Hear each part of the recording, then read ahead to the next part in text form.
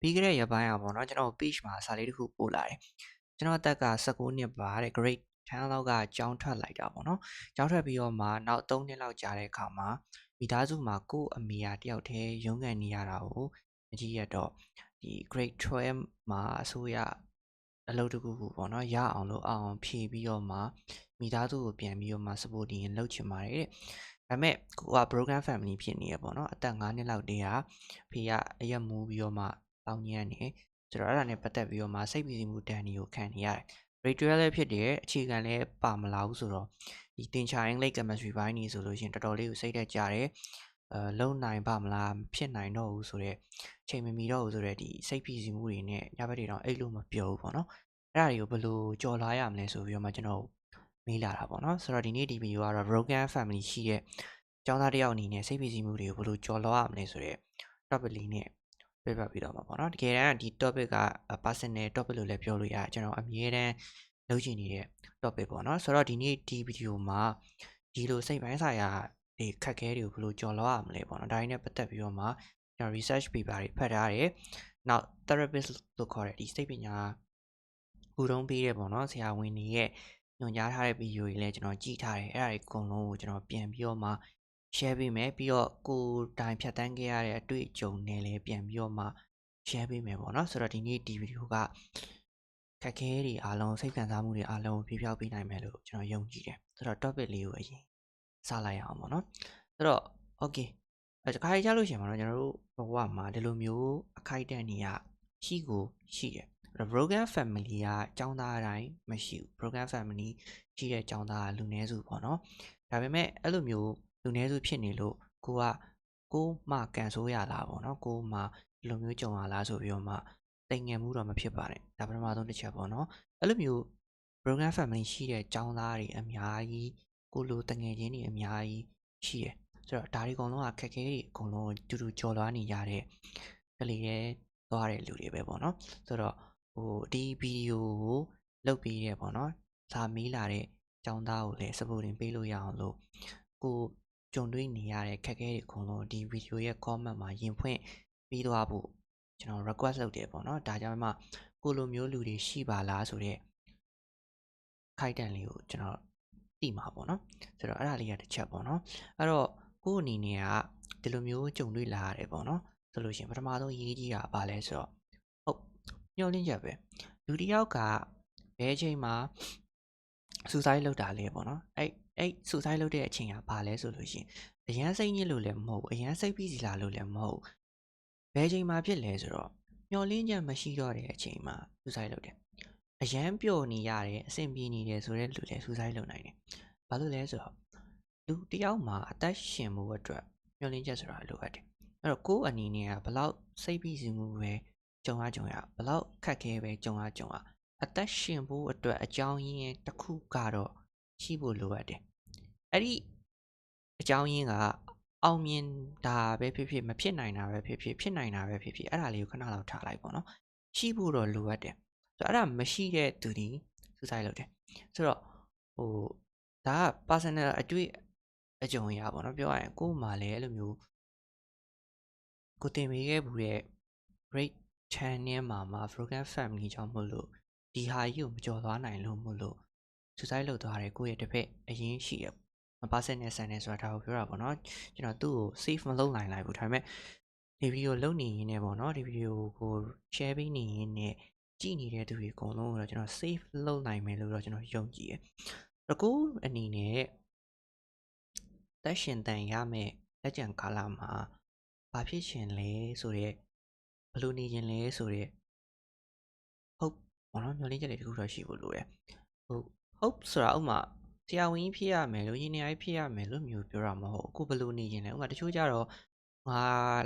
အေးချမ်းလေးပဲနေသွားခြင်းနဲ့ဘာအပူပင်မှမရှိပဲနဲ့ကိုယ့်ဘာသာကိုစာဝတ်နေလေးကိုဖြည့်ရှင်းပြီးတော့မှကိုယ့်ဘာသာကိုတတ်တရလေးဖြတ်တန်းသွားခြင်းနဲ့ဆိုတော့နေလေထိုင်မှုပုံစံမျိုးမျောလင်းချက်ရှိအဲ့လိုမျိုးပေါ့နော်အဲ့ဒါကိုပြောတာချင်တန်ရမယ့်အကြောင်းရင်ဘာမှဟိုလိုမျိုးပတ်စံဘလောက်ရှိရမယ်ဆိုတော့ကြီးဖြစ်ရမယ်အင်ဂျင်နီယာကြီးဖြစ်ရမယ်အဲ့လိုမျိုးမဟုတ်ဘူးကွာဒီလားအဲ့လိုမျိုးဆိုလို့ရှင်လည်းရတယ်ဒါပေမဲ့အဲ့လောက်ကြီးပဲဖြစ်ဖြစ်အဲ့ထောက်သေးတာပဲဘလို့ပဲဖြစ်ဖြစ်ပေါ့နော် reason လေးတစ်ခုခုကတော့ရှိဖို့လိုအပ်တယ်အဲ့ဒါကို ပျောက်နေပြီဆိုလို့ရှင်တော့ပြန်ပြီးတော့မှရှာသေးခြင်းနဲ့ရှာတယ်ဆိုတာကကိုခဏလောက်ချိန်ပေးပြီးတော့မှပတ်ဝန်းကျင်ကိုကြည့်ကြည့်လိုက်ပေါ့နော်တွေးလိုက်တောင်တွေးမြောက်တွေးနဲ့ရှောက်တွေးလိုက်တွေးတယ်ဆိုလို့ရှင်အတွေးစားလေးတွေကနေပြီးတော့မှတခုခုကတော့ပြန်ပြီးတော့မှရှာတွေးမှာပဲအရင်ကိုတွန်းအားမပြီးနဲ့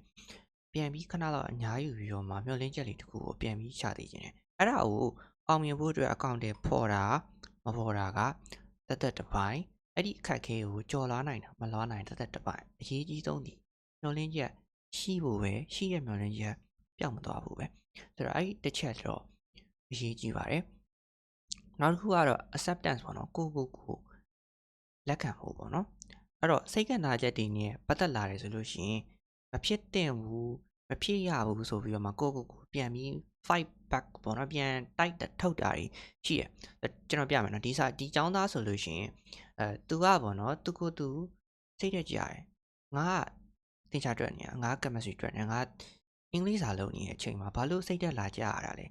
ငါစာအုပ်ပဲအာရုံစိုက်နေရမယ့်အချိန်မှာစိတ်တက်ကြတာယူငါလက်မခံဘူးပေါ့နော်ဒီခံစားချက်ကြီးကမဖြစ်တဲ့အဲ့လိုမျိုးဆိုတော့အဲ့ဒီခံစားချက်ကို reject လို့ခေါ်ပြန်ညင်းတာပေါ့နော်ငါ့ကိုဝင်လာတယ်ဒီဝင်လာတာကိုငါပြန်တိုက်ထုတ်မယ်အဲ့လိုမျိုးလုပ်တယ်ဆိုလို့ရှိရင်ဘယ်လိုဖြစ်လဲဆိုတော့ pendulum swing ပေါ့နော် pendulum ဒီလိုမျိုးဖြစ်တယ်အဲ့တော့ကိုကဒီခံစားချက်ကိုသွားဆိုပြီးတော့မှပေါ့နော်ဝေးတွန်းလေတွန်းလိုက်တဲ့အချိန်ကြောင့်မို့လို့ပြန်ပြီးတော့မှလာလေပဲဘယ်လိုမျိုးလဲဆိုတော့ဒီအကြောင်းအရာကိုမတွေးရဘူးလို့ပြောနေကြတဲ့ကိုကမတွေးသင့်တဲ့အကြောင်းကိုတွေးမိနေတယ်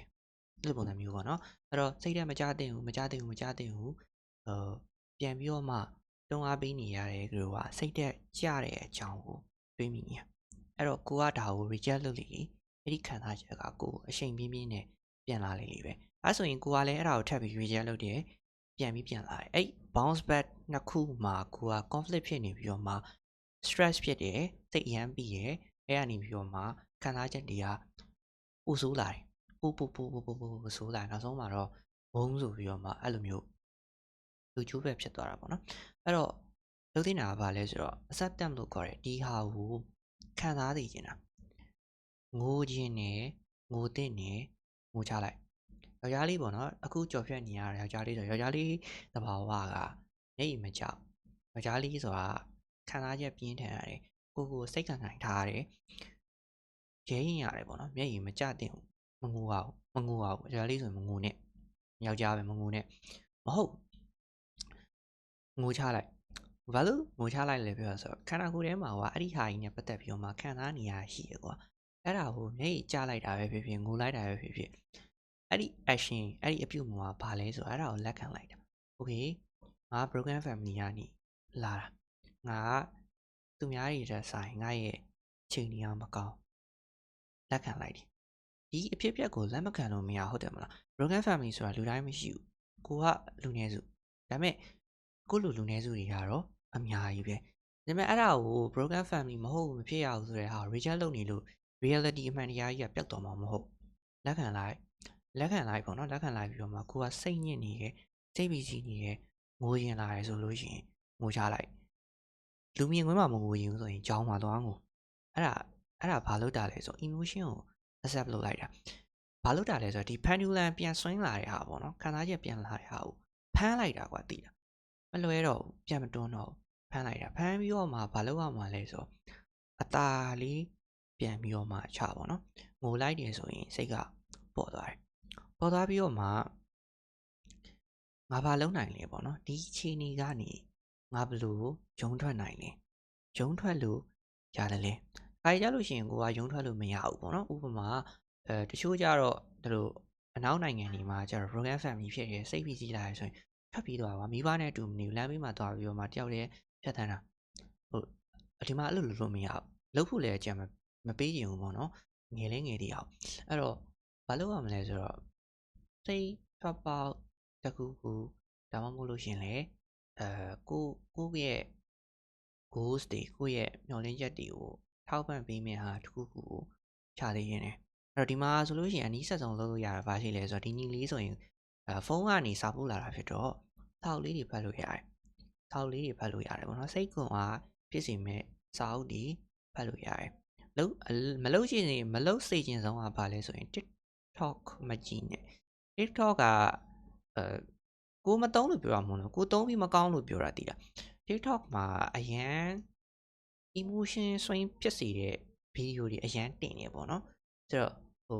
့ပျော်လို့ရှင်လည်းအရန်ပျော်ကြကောင်းပြီးတော့ကြွားထားတဲ့ post တွေစိတ်ဆင်းရဲစရာဆိုလို့ရှင်လည်းအဆုံးထိစိတ်ဆင်းရဲစေတဲ့ဟာတွေတက်တယ်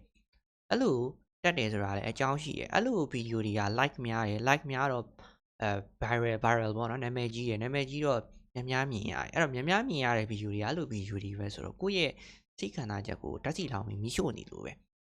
ဲအနားယူသေးခြင်းနဲ့ social media တွေကနေအနားယူသေးခြင်းနဲ့စိတ်ခွန်အားဖြစ်စေတဲ့စာအုပ်တွေကိုဖတ်စေခြင်းနဲ့အဲ့ဒါဘာလဲအဲ့ဒါစေးတွေပဲ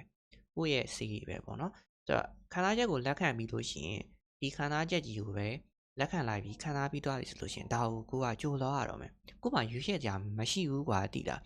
ခန္ဓာပြီးသွားရင်ဟုတ်ပြီငါကဒီလိုခံစားနေရတယ်ငါအစင်မပြေတဲ့လူတယောက်ဆိုရင်အစင်မပြေတဲ့သူကိုလက်ခံတယ်အစင်မပြေတဲ့ချက်ကိုလက်ခံပြီးသွားရင်ဆက်အစင်မပြေတဲ့ level မှာမနေသင့်တော့တယ်မလားဟုတ်ပြီအဆင်မပြေဘူးဒါဆိုအဆင်ပြေအောင်လုပ်မလဲဆိုရဲ thought ဘက်ကိုတွေးရတော့မှသိလားအခုကဘယ်လိုဖြစ်နေလဲဆိုတော့အဲ့ဒီခန္ဓာချက်ကိုလက်မခံရသေးတော့ကိုယ့်ရဲ့စိတ်ခန္ဓာချက်ကမတည်ငြိမ်တဲ့အချိန်မှာတခြားအကြောင်းအရာတွေလုပ်ဖို့ကြိုးစားတယ်ဆိုရင်အာယုံစိုက်လို့မရဘူးဒီလိုမျိုးပေါ့အဲ့ဆိုရင်ကိုကခန္ဓာချက်တည်ငြိမ်သွားပြီဆိုလို့ရှိရင်ကိုအနေနဲ့ဖတ်ဖြစ်စေမယ့်အရာတွေလုပ်လို့ရတယ်ပြီးရင်ကိုကဆက်လုပ်မယ်ဆိုရင်လုပ်လို့ရတယ်ဆက်လုပ်ဖို့ဆိုရင်စိတ်ငြိမ်မှုလိုတယ်စိတ်ငြိမ်မှုဆိုလို့ရှိရင်ခုနကပြောလို့ကိုယ့်ရဲ့ emotion ကိုယ့်ရဲ့စိတ်ခန္ဓာချက်ကိုနားလည်ဖို့လိုတယ်အဲ့လိုမျိုးပြောတာပေါ့နော်ဆိုတော့အကောင်းဆုံးအကြံပေးချင်တာကတော့ mindfulness ပေါ့နော် mindfulness ကကြတော့မြန်မာလိုဆိုလို့ရှိရင်တော့တရားထိုင်တာထိုင်နေရင်ထိုင်ဖို့လိုအပ်တဲ့အချိန်တစ်ခုကိုရောက်လာပြီပေါ့နော်ညာဘက်အိမ်မပျော်ဘူးစိတ်ဖိစီးမှုတွေအများများနေတယ်ဆိုလို့ရှိရင်ရွေးချယ်စရာမရှိတော့ဘဲနဲ့တရားထိုင်ရမယ်အချိန်တစ်ခုကိုရောက်လာပြီမထိုင်ကျင်တော့ဘူးဆိုလို့ရှိရင်တော့ဘာလို့စေချင်လဲဆိုတော့စာအုပ်ပေါ့နော်စာအုပ်တော့ကိုယူဟာပြီးတော့အဲ့ဒီစာအုပ်မှာကိုတွေးနေတဲ့အတွေးတွေအကုန်လုံးချရေးလိုက်ပါဘာတွေးနေလဲငါရဲ့အဖေကငါ့ကိုဘယ်လိုဆက်ဆံနေငါရဲ့အမေကဘယ်လိုမျိုးလုပ်တယ်ငါဘယ်လိုမျိုးလုံးမရမယ်ငါဘာတွေကိုတွေးမိနေရင်ငါဘာတွေကိုလုံးမိနေဆိုတာကိုချရေးပြီးတော့မှရေးပြီးသွားတာဘာလို့တာလဲဆိုတော့ကိုယ့်ရဲ့ခန္ဓာချက်တွေကိုကိုမြင်အောင်လုပ်တာခန္ဓာချက်ဆိုတာမမြင်ရဟုတ်တယ်မလားကိုကောင်းမှတွေးနေတယ်ဆိုတာမမြင်ရဘူးဒါပေမဲ့စာရွက်ပေါ်ရောက်သွားတဲ့အခါကျရင်တွေးရတယ်မြင်ရတယ်မြင်နေဆိုရင်အဲ့ဒီဟာတွေကိုကိုယ် refer လုပ်ရတော့မှာဆရာဆိုလို့ရှိရင်ဒီစာအုပ်မှာရေးထားတယ်ရေးပြီးတော့မှအဲ့ဒီမှာရေးတဲ့တချို့အတွေးလေးတွေကိုဘောပင်လေးနဲ့ဝိုင်းလိုက်တယ်ဆိုတော့ဒီလိုမျိုးတွေးမိရဆိုလို့ရှိရင် example ပေါ့နော်ဖုန်းသွားကောက်ကင်မိရအသေးလေးပြပါနော်ဖုန်းသွားကောက်ကင်မိရဖုန်းကနေတစင်video ရောက်သွားတယ် YouTube ကနေတစင် video တွေကြည့်တာလွန်သွားပြီးတော့မှအဲ့လိုမျိုးပေါ့နော်ကိုယ့်ရဲ့အလုပ်ပြတ်သွားတယ်ဒါဆိုလို့ရှိရင်အဲ့ဒီဟာကိုချရေးတယ်ကိုယ့်ရဲ့ခေါင်းထဲမှာဒါမျိုးတွေလုံးမိသွားတယ်ဆိုချရေးလိုက်တော့အဲ့ဒါကိုကွိုင်းလိုက်တယ်ဘာလို့ချိန်ကြာသွားတာလဲ reason ဒီ video သွားကြည့်မိလို့ဘာလို့ video ကြည့်ရလဲဆိုတော့ဖုန်းကွက်ကွိုင်းနေစားအဲ့လိုမျိုးဆိုတော့ဒီမှာလဲလိုပဲပေါ့နော်ဘာလို့စိတ်ညစ်ရတာလဲဆိုတော့သွားကြည့်မိတဲ့အချိန်မှာပြောပြတာဖြစ်တဲ့တဘောပြောပြမယ်နော်စိတ်ညစ်နေတယ်ဘာလို့စိတ်ညစ်တာလဲဆိုတော့အဲ့စိတ်ညစ်တာရဲ့မတိုင်ခင်က social media တုံးထားတယ် TikTok ကြည့်ထားတယ်အဲ့ TikTok ရဲ့ video ကဘာလဲဆိုရင်မိသားစုတွေခရီးသွားတဲ့ video လေးကွက်တော့ကြည့်မိထားတယ်ကွက် broken family ပေါ့နော်အဲ့သူများတွေကတာယာပျော်ရွှင်တဲ့မိသားစုတစ်ခုကိုဖြတ်တန်းနေတယ်ကွက်ဒါကိုအားကြတယ်အားကြတော့အဲ့ဒီအားကြတဲ့စိတ်နဲ့ကိုယ့်ရဲ့လက်ရှိ reality ချင်းတွေကိုတွေးမိတယ်တွေးမိတော့အဲ့ဒါဟာကိုကစိတ်မကောင်းဖြစ်တယ်အဲ့တော့ကိုကစိတ်ညစ်သွားတယ်လေဆိုတော့အဲ့ဒီလိုမျိုးကိုယ့်ရဲ့ action ကြောင့်ဖြစ်လာတဲ့ consequence ပေါ့နော်ကိုယ့်ရဲ့လုပ်ရတစ်ခုကြောင့်ဖြစ်လာတဲ့အကြောင်းအရာကကိုယ့်ရဲ့အတွေးကိုတက်ရောက်တယ်ကိုယ့်ရဲ့အတွေးကကိုယ်စိတ်ချင်းတွေကိုတက်ရောက်ပြီးတော့မှကိုယ်ကစိတ်ထဲကြတဲ့ပုံစံမျိုးဖြစ်လာဆိုတော့ဒီ reason ကိုပြန်ရှာဖို့အတွက်နောက်ကို trace လိုက်ရမှာပြလိုက်တဲ့အခါမှာပုံမှန်အလွယ်ဆုံးဒီစာအုပ်နဲ့လောက်တာပေါ့ဒါပေမဲ့အဲ့ထက်ပိုပြီးတော့မှကောင်းတာကကြတော့တရားထိုင်တဲ့အချိန်မှာ15မိနစ်ထိုင်15မိနစ်လုံးရဲ့အတွေးတွေကိုအကုန်လုံးကိုယ် reflect လို့ခေါ်တဲ့သုံးသပ်မှုတွေလုပ်နေရပါတော့ဘာလို့ဒီလိုတွေးမိရလဲဘာလို့ဒီလိုဖြစ်ရတာလဲဆိုတော့ဟာဒီကိုယ့်ရဲ့စိတ်အခြေအနေကိုပြန်ပြီးတော့မှ control လုပ်တာ။နေ့ရက်ပြောရရင်တော့ဒီရှိမှရှိရဲ့ပန်တူလန်ကိုငြိမ်အောင်ပြန်လုပ်တာပဲ။အရေးကြီးရယ်စိတ်အခြေအနေကအရေးကြီးရယ်စိတ်ကပဲဆရာတို့လူနေထိုင်တဲ့ဘဝကိုသုံးဖြတ်ပြီးနေရအဲ့တော့ဒီမှာဒီ channel မှာစာလုံးနည်းတွေရာနဲ့ချီအောင်တင်ပေးလို့ရတယ်။ဒါပေမဲ့စိတ်မငြိမ်ဘူးဆိုလို့ရှိရင်ဘာမှလုပ်လို့ဆက်လုပ်လို့မရဘူး စိတ်ကပဲဆုံးဖြတ်ပေးတာပေါ့နော်အတွေးတွေနဲ့ကိုယ့်ရဲ့လောက်ရက်တွေပေါ့နော်ဖြစ်လာတာဆိုတော့အတွေးကိုမှမလုံနိုင်မထိန်နိုင်ဆိုလို့ရှိရင်လူကဘာမှလုပ်လို့မရဘူးအဲ့တော့မတွေးသိချင်တာပါလဲဆိုနံပါတ်1ကိုမှကန်ဆိုးလိုက်လားဆိုတဲ့အတွေးကိုမတွေးသိချင်ဘူးအဲ့တော့ဆရာကြုံမှုလို့လားပေါ့ဆရာကျွန်တော်လောက်ကန်ဆိုးလို့လားဆိုတော့ဆိုးချင်မှလည်းဆိုးမယ်ဒါကတော့လူတစ်ယောက်ရဲ့ကုသိုလ်ကံနဲ့ဆိုင်နေ 100% ဆိုင်နေဘာလို့လဲဆိုတော့တချို့လူတွေဒီချမ်းချမ်းသာသာမွေးဖွားလာတယ်မွေးကလေးကရွှေသွန်းကြိုက်ပြီးမွေးလာတချို့ကြတော့မွေးလာတဲ့ကနေစရာအိမ်တော်မရှိဘူးဘာလို့လဲပေါ့ဒါဘဝရဲ့တာထွက်မှာကလေးကအဆုံးဖြတ်ကကွာဟနေပြီကွာအဲ့ဒါကုသိုလ်ကံပဲကွာဒီလားအဲ့ဒါဘာမှလုပ်လို့မရဘူးလေအကျဉ်းနဲ့လို့လည်းမရဘူးဖြစ်ပြီးသွားပြီဟုတ်တယ်မလားအဲ့တော့မရှိဘူးမဟုတ်ဘူးရှိရယ်အဲ့တော့ကိုမကြုံရလို့ကိုရင်းမစားဘူးလို့ပြောတာတော့မဟုတ်ဘူးကိုနဲ့ရင်းနှီးဆုံ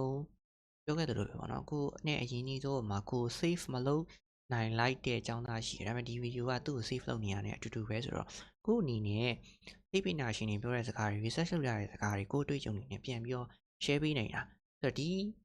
ဟာကို live လုပ်တယ်ဆိုလို့ရှိရင် effective ဖြစ်တယ်အာမခံတယ်မဟုတ်ဘူးဆိုလို့ရှိရင်မဟုတ်တဲ့ဟာတွေအကုန်လုံးဒီဗီဒီယိုမှာထည့်မပြောထားဘူးဖယ်ထားရတဲ့စိတ်ချဒီဟာကြီးက live လုပ်ပြီးတော့မှမတိရောက်ဘူးဆိုရင်ဒီဗီဒီယိုမှာမထည့်ထားဘူးနော်အဲ့တော့ try ကြည့်သိချင်တယ်ပထမဆုံးလုပ်ချင်တာအဲ့ဒါလုပ်စီချင်တာပေါ့နော်အဲ့တော့ကိုယ်အနေနဲ့ကန်ဆိုးလိုက်လာတော့မဟုတ်ဘူးကိုလိုကန်ဆိုးနေတဲ့သူတွေကအများကြီးပဲအနည်းဆုံးတော့ကိုယ်မှာမျောလင်းချက်ဆိုတဲ့အရာလေးကိုရှိသေးတယ်